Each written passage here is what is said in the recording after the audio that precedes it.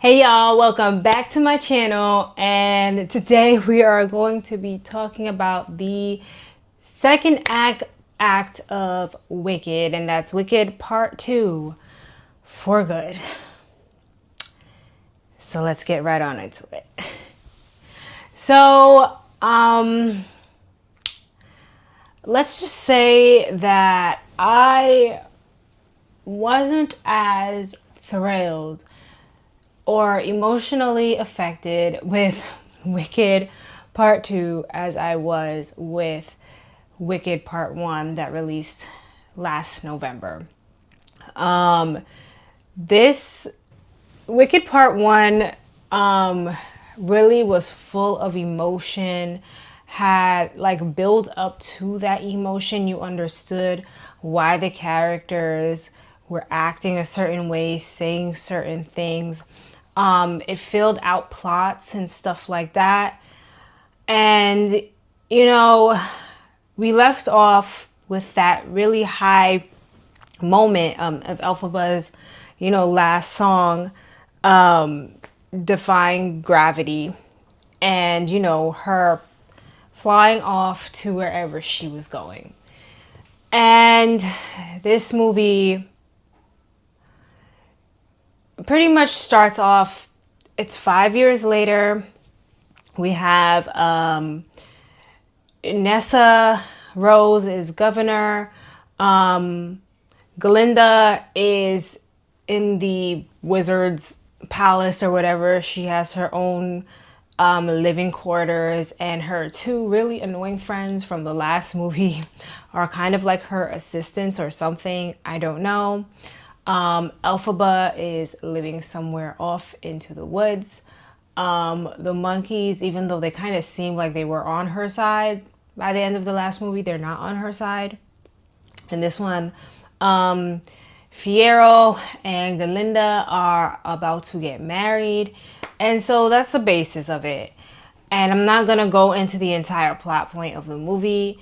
However, I'm just going to say, for the most part, I felt like this movie was a little bit off. And I kind of, after I finished watching this movie, I felt a little bit empty. I felt like something was missing. I felt like I didn't get enough. I felt like the plots were like, I felt like things were just very unfinished.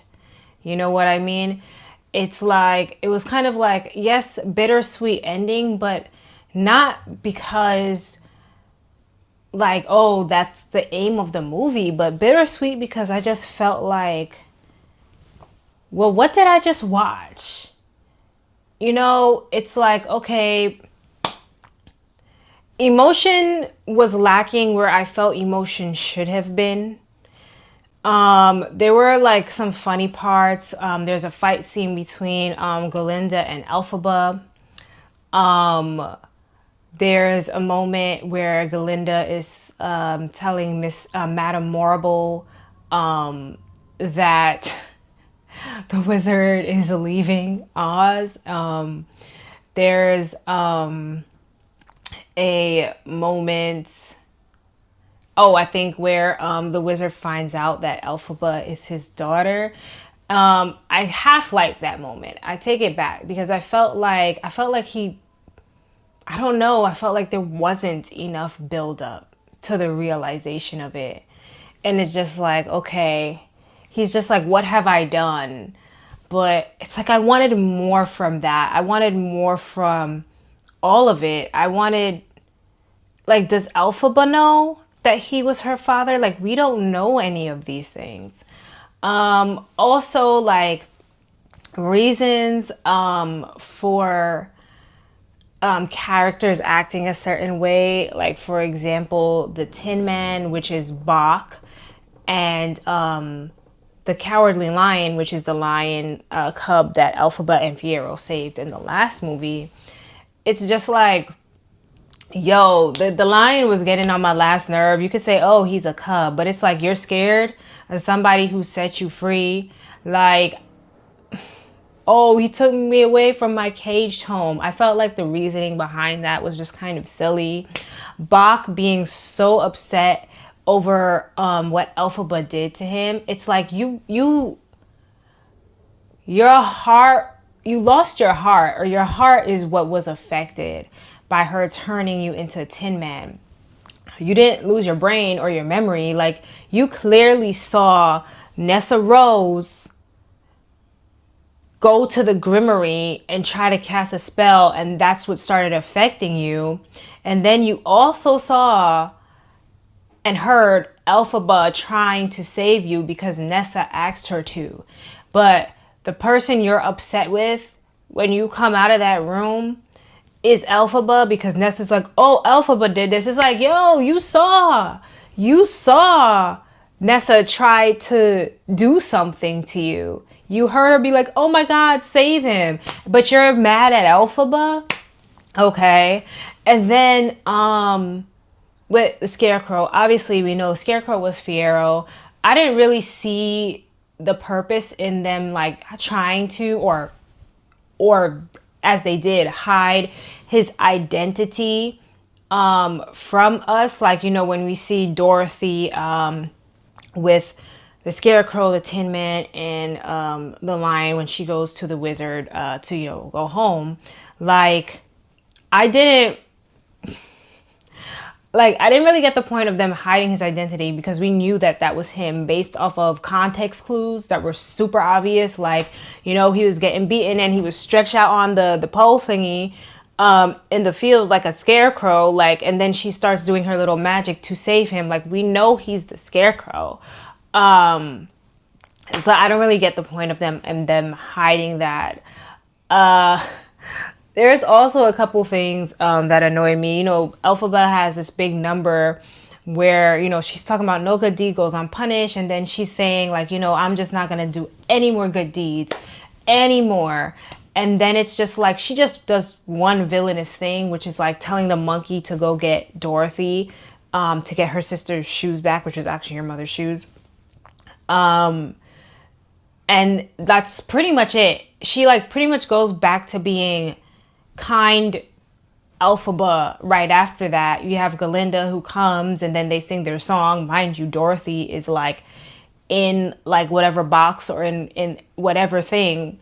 And it's like you hear them talking, and then after all of that, you still go and do what you did to Elphaba. I don't know. It's just like, okay, like, but it's a movie, so, you know, suspend belief. And also another thing, like, I know this is not necessarily the movie's fault, but it's like, okay, all this time, like, how could you not know, Galinda, that water would not melt her? Like, how could you not know that? All these people are saying water can melt her because she has, her heart is so cold or whatever. It's like, okay, like, how do you believe that? Why do you believe that that's something that could happen? Like, it's like, I don't really understand that thought process. But anyways, moving along, I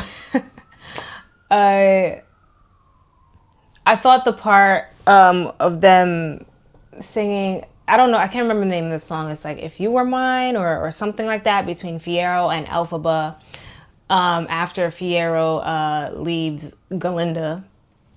I'm like, okay.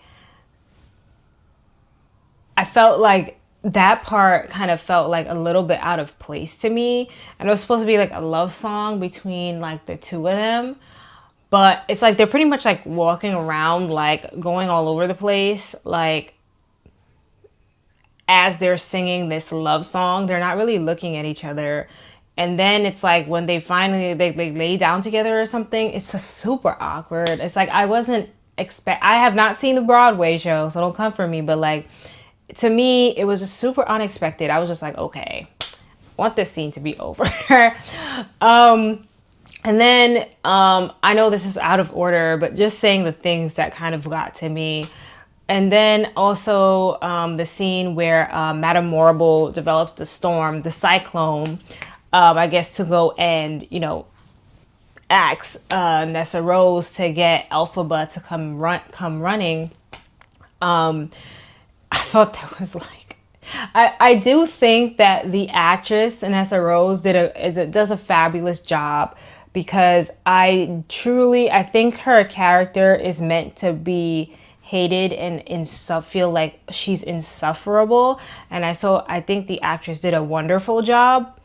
And I think that her part running away from the cyclone in her wheelchair, she did a great job with her yelling for Bach, but also at the same time, I'm just like, but why are you yelling for Bach? And why are you outside in this cyclone on your wheelchair? Like, just why? Why are you outside? Like, doesn't make any sense to me, like, at all. But then, yeah, the house falls on her and it just goes kaplat. I didn't see like her shoe sticking out like you do in Wizard of Oz.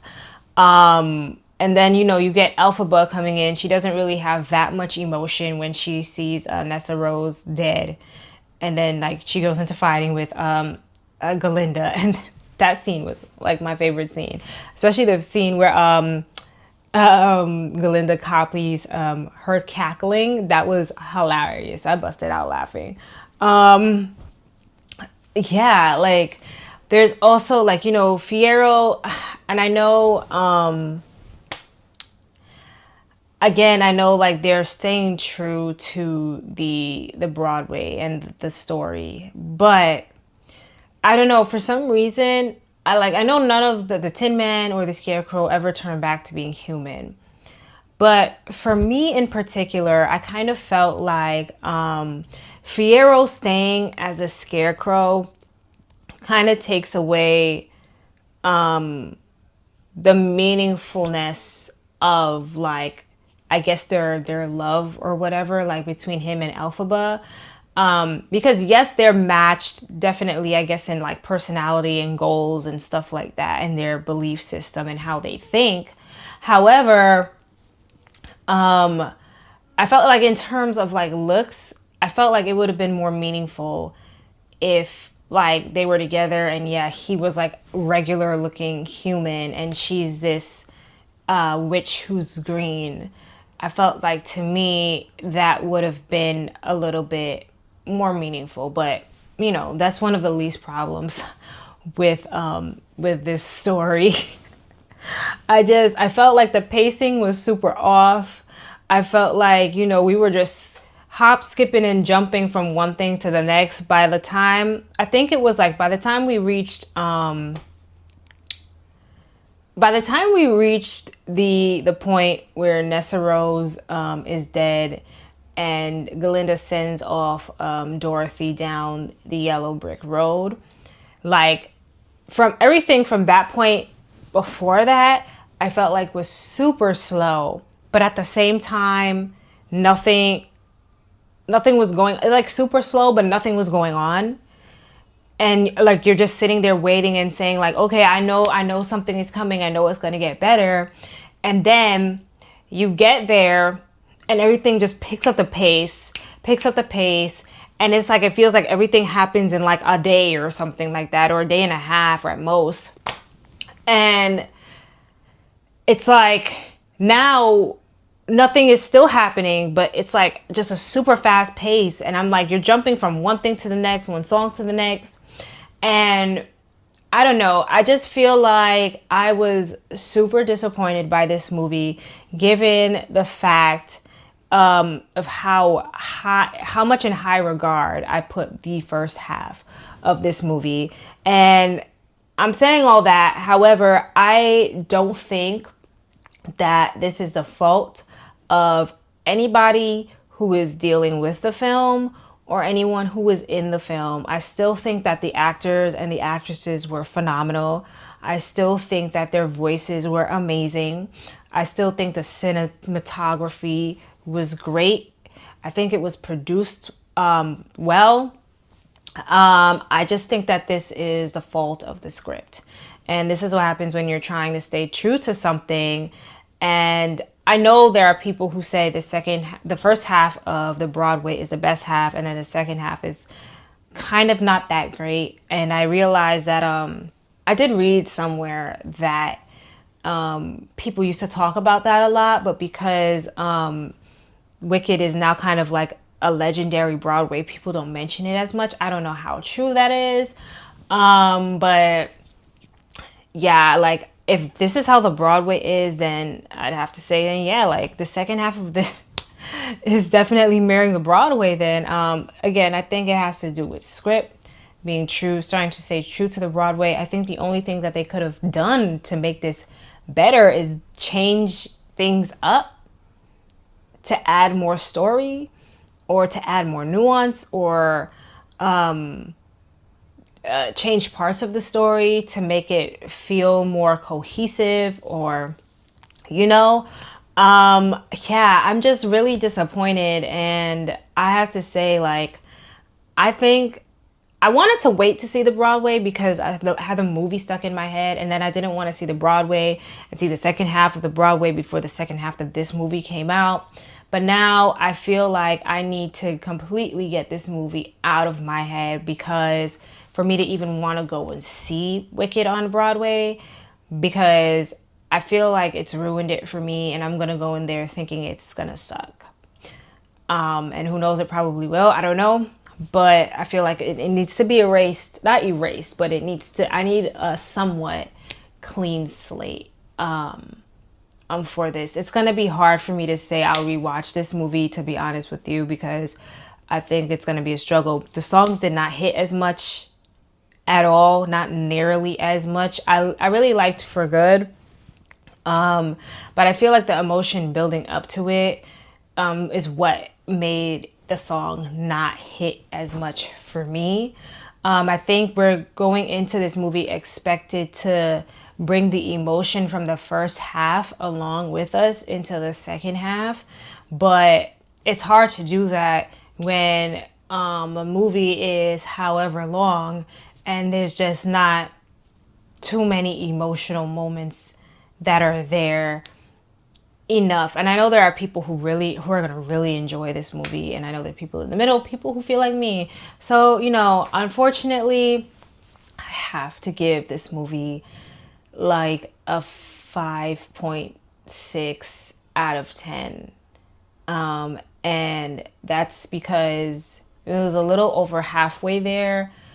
I can't give it 5 or less because I really do feel like everybody that was a part of this movie did their job. But the script just didn't do it for me. So yeah, guys, did you see part 2 of Wicked for Good? What did you think? Let me know down in the comments below. Did you see the Broadway? What did you think of the Broadway? How does it compare to part 2 of Wicked, or the entirety of the Wicked movie as a whole? Make sure you like, comment, share this video, subscribe to my channel to support me, and I'll see you in the next one. Bye.